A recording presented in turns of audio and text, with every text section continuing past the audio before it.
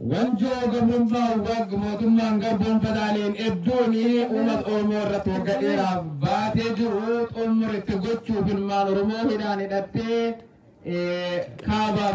dhaggeeffattootaaf daawwattoota raadiyoo irratti biyyoollee Oromiyaa jaallatamu baggammadan baggamman isiniin jecha rakkoo neetworkiif yookaan hanqina teeknikaatiif isinirraa baanee turre baga gammadan baggamman isiniin jecha deebinee itti dhiyaadhaa hanga xumura qophii keenyaatti nu waliin turaa jedha. Namni kanaan duras qabsoo bilisummaa Oromoo keessatti gumaachu tokkolleen godhini gumaachu godhutti jiraata. Yeroo kun hundaa'uun yeroo itti rafnu osoo ta'an yeroo itti dammaqne walumaanii xumura gabrummaa kana itti goonu waan taateef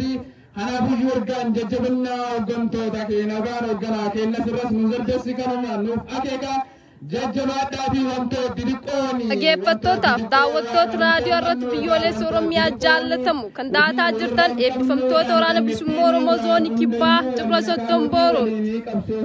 akkuma kanaan itti fufuun gootichi waraana bilisummaa Oromoo zoonii kibbaa Cibra Soddombooroo gam tokko leenjisee eebbisaa guyyaa har'aa siraasa 24 bara 2021 gootichi waraana bilisummaa Oromoo zoonii kibbaa Cibra Soddombooroo magaalaa Nageellee lola ciccimaa kan diinaaf faasu kan sabaaf gammachuu gaggeessaa jira irraa seenaan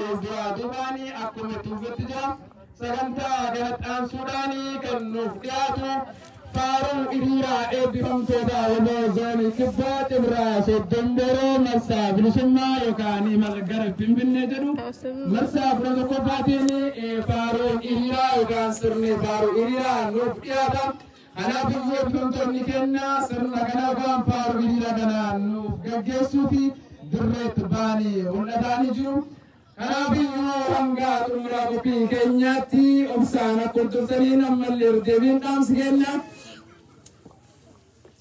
sirna faaruu hiriira eebbifamtoota Oromoo zoonii kibbaa Cibra Soddomboorootti taana itti dhaada.